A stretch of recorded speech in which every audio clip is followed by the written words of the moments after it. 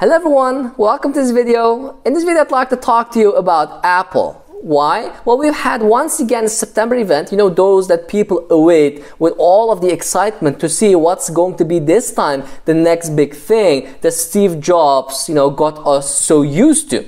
And then amid all of that, the question is whether this year Apple was really able to meet it. So iPads are a bit different, these watches are a bit different. Yes, we have a new sports application, but are these really going to rock our world? Or are these just incremental improvements that perhaps didn't even need a September event? And well, a lot of people are in favor of the latter. One interesting thing, however, that came out of this September event is Apple One, and that's what I would like to talk to you about. And to understand Apple One as a service, we need to understand Apple's strategy and how it changed over the course of time. So Apple used to be a hardware company in the sense that it prioritized it. It was all about selling new iPods, iPads, iPhones, But nowadays, it's not that anymore. Why? Well, hardware sales, at least the growth of it, is decreasing. New markets are difficult to penetrate.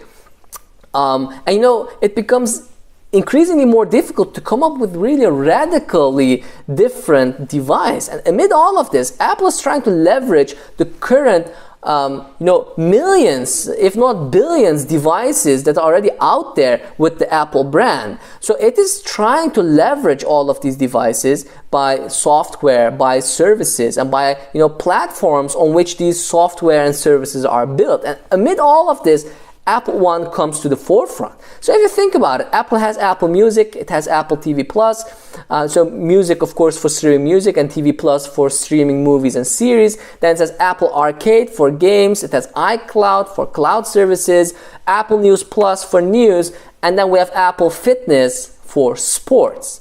So Apple One brings all of these together for a fixed monthly fee.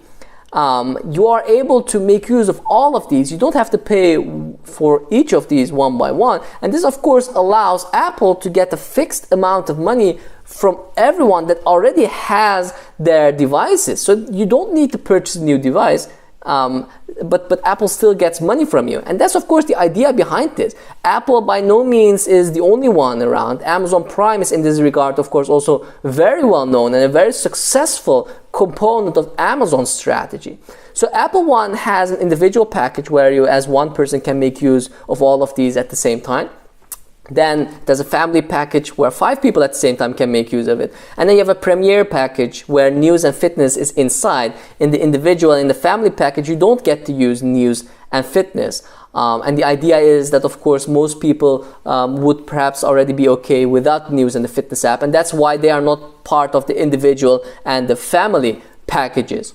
So Apple's strategy, as said, has shifted to a more services, more software-based strategy. And in this way, of course, it is increasingly more turning into a company that's going to clash with some of the tech giants that are also more inside of the software area behind business, such as a Facebook, such as a Microsoft.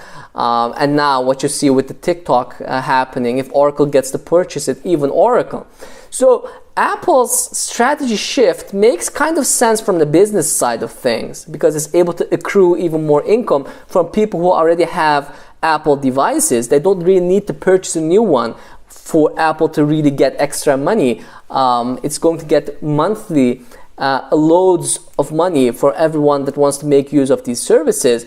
But amid all of this, still Apple has gotten a lot of critique. Investors sold stock of Apple, where normally investors would buy even more because they would get excited by the September event. On top of this, one of Apple's biggest competitors, Spotify, said that this is actually killing competition because normally Spotify and Apple Music would go head on.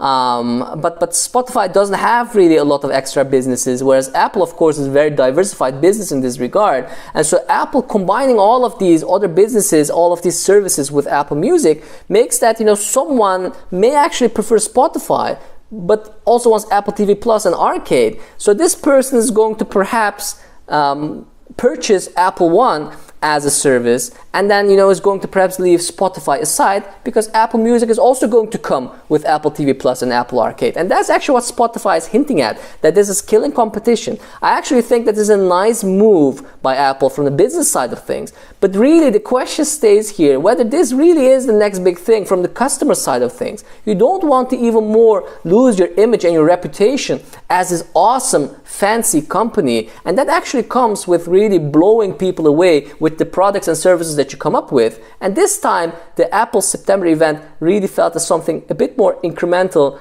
than blowing us away. So let's see how this is going to pan out. I hope you enjoyed the video. If so, please don't forget to hit the like and the subscribe buttons. I wish you all the best in the world and hope to see you again in future videos. Take care.